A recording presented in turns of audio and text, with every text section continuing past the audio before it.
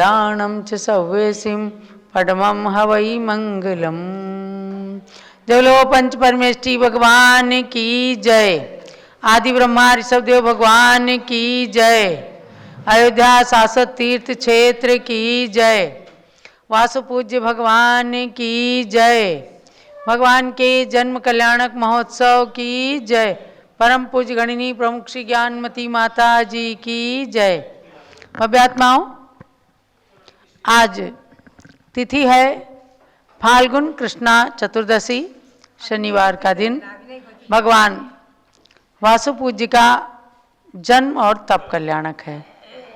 और जब भी जन्म तप कल्याणक होते हैं तो जन्म कल्याणक के उपलक्ष्य में आप पांडुक शिला से भगवान का अभिषेक देखते हैं। यही क्रम आज अयोध्या में भी अभी अभी संपन्न किया गया, जब अयोध्या के प्राचीन बड़े मंदिर से भगवान वासु पूज्य की पालकी यात्रा निकाली गई।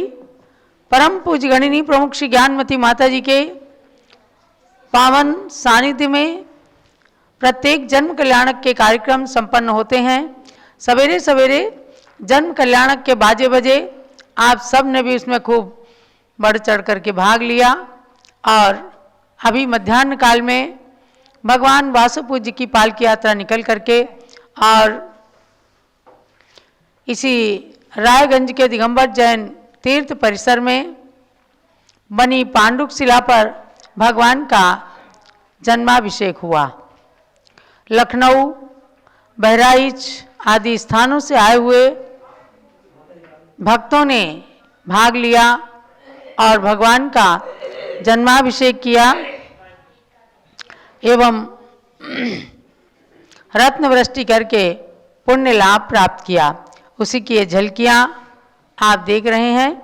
भगवान वासु पूज्य के जन्म कल्याणक की ये झलकियाँ। अयोध्या में वासु पूज्य प्रभु का जन्म हुआ है, गीत गाएंगे। चंपापुरी में वासु पूज्य प्रभु का जन्म हुआ है, इंद्र आए हैं। इंद्र आए हैं, भक्ति से इंद्र आए हैं, इंद्र आए हैं। तो आप सबने ये सुंदर दृश्य देखा। चंपापुर में जन्मे भगवान वासु पूज्य के जन्म कल्याणक को अयोध्या में भी मनाया गया। इसी प्रकार से प्रत्येक तीर्थंकर भगवान के जन्म कल्याणक को मनाने की प्रेरणा पूज्य गणिनी प्रमुख श्री ज्ञानमती माता जी देती हैं। और विश्व में प्रथम बार बने हस्तिनापुर में जम्बूद्वीप रचना के मध्य 101 फीट उत्तुंग सुमेरु पर्वत पर भी उसकी पांडुक शिला पर भगवान के जन्माभिषेक होते हैं। वहाँ के विद्वानगण और वहाँ पर रहने वाले लोग और आए हुए यात्रियों को ये सौभाग्य प्राप्त होता है। तो अब हम चलते हैं आगे की क्लास में। गोमठ सार जीव का सिद्धम शुद्धम पणमीय जिनिंदवर नेमि चंद मकलंकम गुणरयण भूषणोदयम जीवस्य परुवणम वोच्छम। जीव द्रव्य की प्ररूपणाओं के अंतर्गत ये कषाय प्ररूपणा यानी 14 मार्गणाओं में से कषाय मार्गणा और 20 प्ररूपणाओं में से 11वीं प्ररूपणा चल रही है। माने 11 नंबर का चैप्टर है ये खुला हुआ, जो कषाय मार्गणा के नाम से है। हमने आपको कषाय का लक्षण बताया और कषाय तो सब लोग ही जानते हैं। आत्मानम कसति इति कषायः। तो जो आत्मा को अनादिकाल से संसार के अंदर बंधन में बांध कर रखती है, उसे कहते हैं कषाय। तो आपने कषाय के 4 भेद जाने, क्रोध, मान, माया, लोभ और अनंतानुबंधी अप्रत्याख्यानावरण, प्रत्याख्यानावरण और संज्वलन। ये 4 भेद होते हैं। चारों कषाय 4 प्रकार की होती हैं, इसलिए कषाय के 16 भेद हो गए। अब आगे हम चलते हैं 90 नंबर की गाथा में। जो बता रही है गाथा कि शक्ति की अपेक्षा क्रोध के 4 भेद कौन से हैं। चारों कसायों को इस तरह बताएंगे तो आप स्वयं ही निर्णय कर सकेंगे कौन सी कसाय हमारे लिए करने योग्य है और कौन सी कसाय त्याग करने योग्य है। चलिए पढ़ते हैं। सिलपुड़ विभेद धूली धूली, सिलपुड़ विभेद धूली, सिलपुड़ विभेद धूली, सिलपुड़ विभेद धूली, जलराई समानो हवे को हो, जलराई समानो हवे को हो, नारय तिरिय नरामर, नारय तिरिय नरामर, गई सुपायो कमसो, गईस्तु उपाययो कमसो। सामूहिक रूप में गाथा पढ़िएगा। सिलपुड़ विभेद धूली, जलराय समानो हवे को, नारय तिरिय नरामर, गई सुपायो कमसो। शिला पृथ्वी भेद धूली, जलराजि समान को भवेत क्रोधा, नारक तिर्यक नरामर गति शुत्पादः क्रमशः। बहुत सारी बातें इस एक गाथा के अंदर आचार्य देव ने कह दिया कि सबसे पहली कसाय है क्रोध।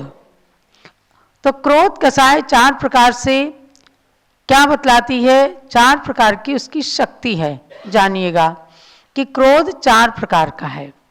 एक है पत्थर की रेखा के समान, एक है पृथ्वी की रेखा के समान, और तीसरा क्रोध है धूलि की रेखा के समान, चौथा है जल की रेखा के समान।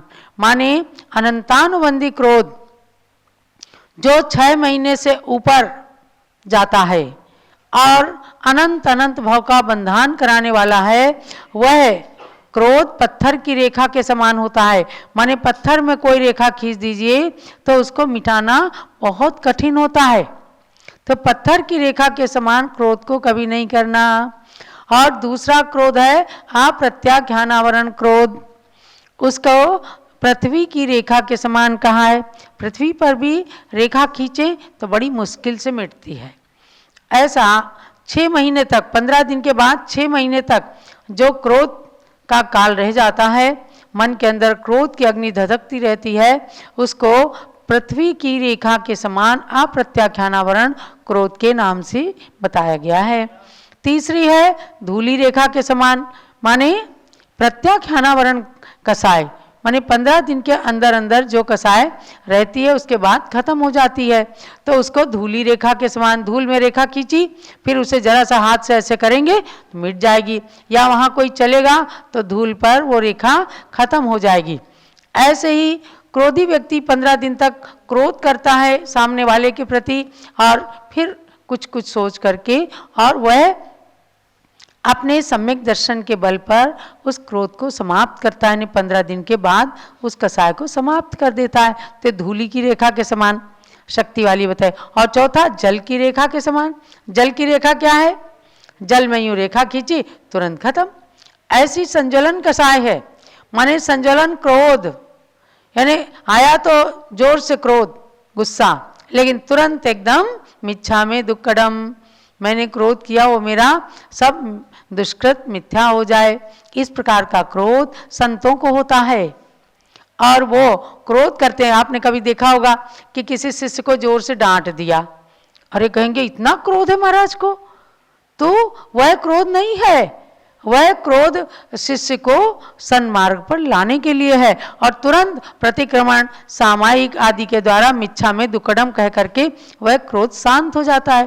तो जल की रेखा के समान संज्वलन क्रोध होता है।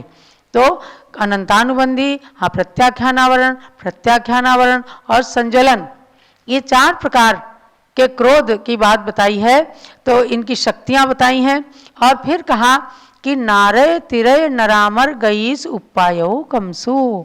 आपको जानना है कि ये चारों प्रकार का क्रोध जो है क्रम से नरक में ले जाता है, और तिर्यंच गति में यानी अनंतानुबंधी क्रोध जिसके होता है वो नरक चला जाता है।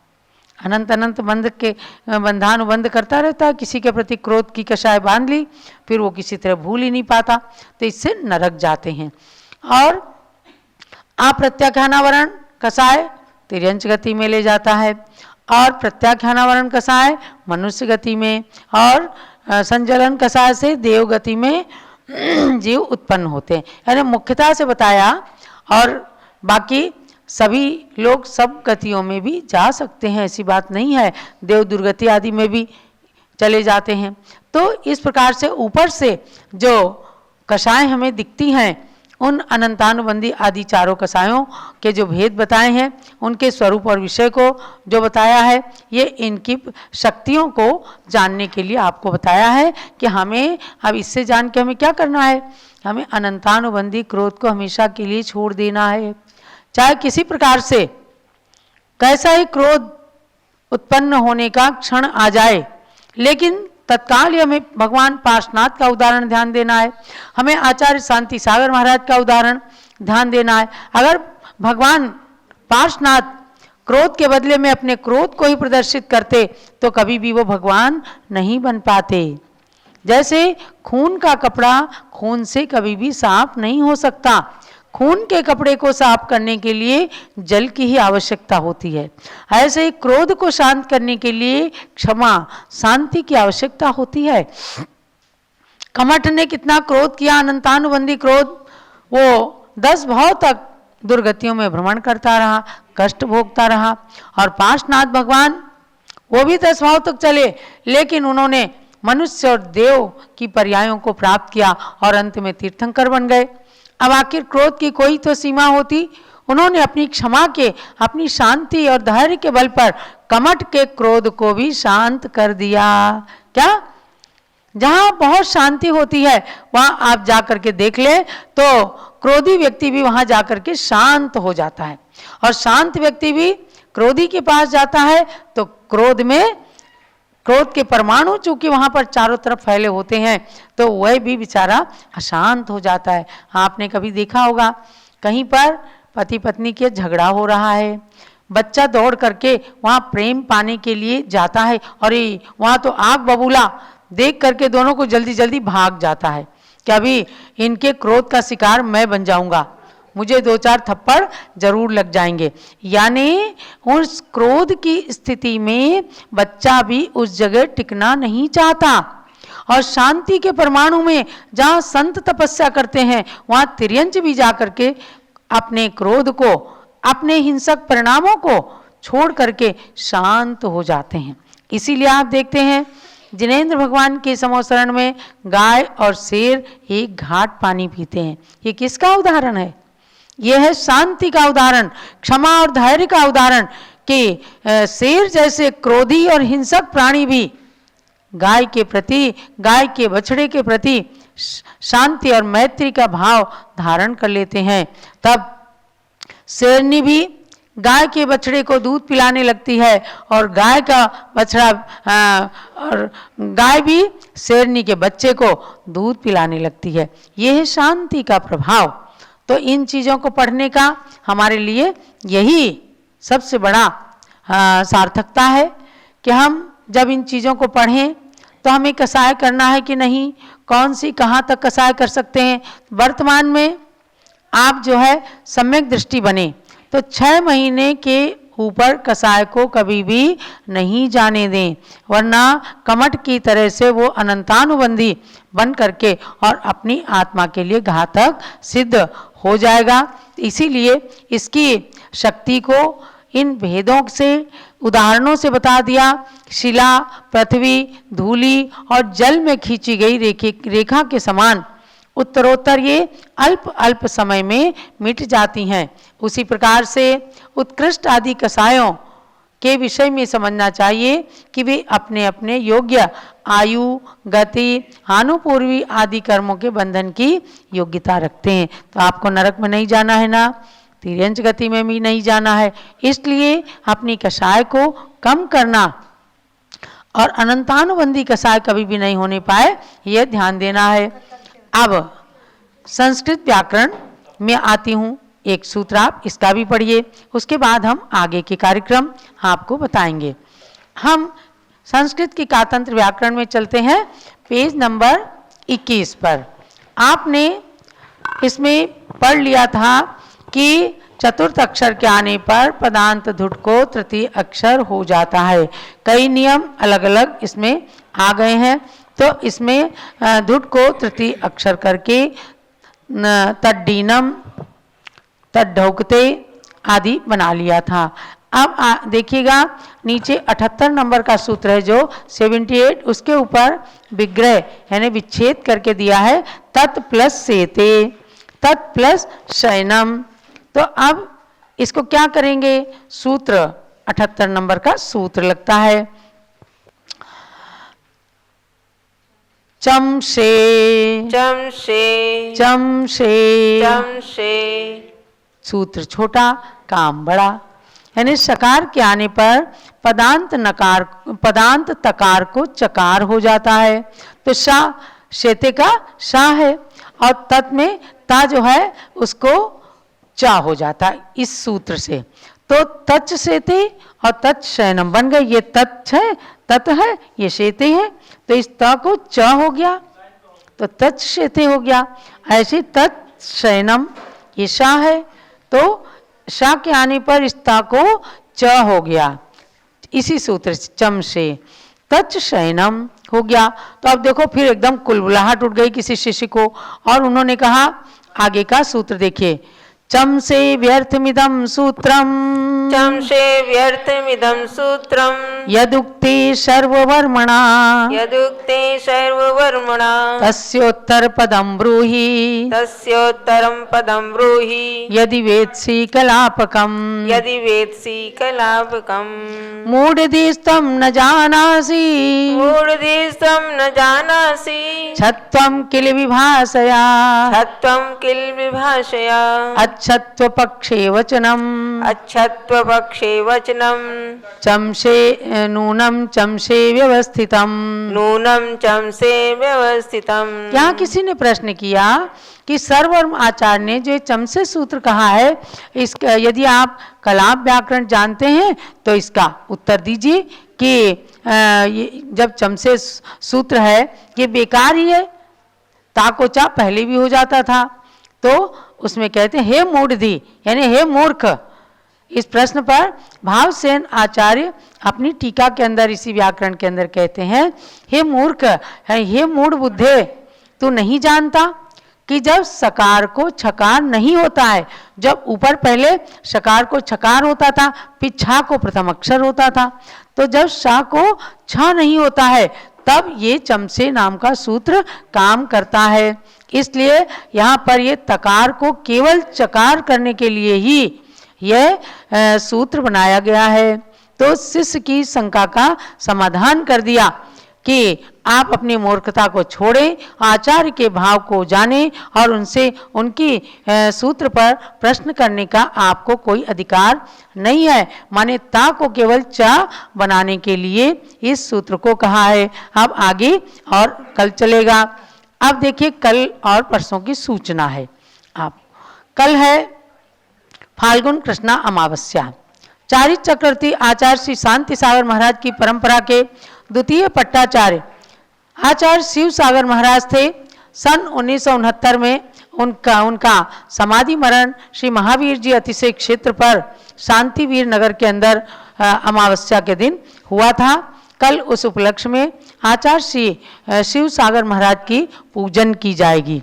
कल क्लास नहीं चलेगी और आप सब अष्टद्रव्य की सामग्री लेकर आचार्य श्री शिव सागर महाराज की पूजन करने के लिए तैयार रहेंगे और पूजन के पश्चात श्रद्धांजलि सभा का आयोजन रहेगा। श्रद्धांजलि सभा का आयोजन रहेगा। कल है 10 तारीख, रविवार का दिन है और प्रातःकाल के लाइव में मनोकामना सिद्धि विधान जैसे हर रविवार को चलता है वह चलेगा। तो कल दिन में आचार्य श्री शिव सागर महाराज की पुण्यतिथि के उपलक्ष्य में श्रद्धांजलि सभा का आयोजन रहेगा और पूजन भी चलेगी। तो आप सब को जानना है आचार्य शांति सागर महाराज 20वीं सदी के प्रथमाचार्य रहे हैं और उस परंपरा का आगे निर्वाह करते हुए प्रथम पट्टाचार्य के रूप में आचार्य श्री वीर सागर महाराज हुए और उनकी समाधि के पश्चात आचार्य श्री शिवसागर महाराज हुए, जिन्होंने तपस्या के क्षेत्र में अपना एक उदाहरण प्रस्तुत किया था।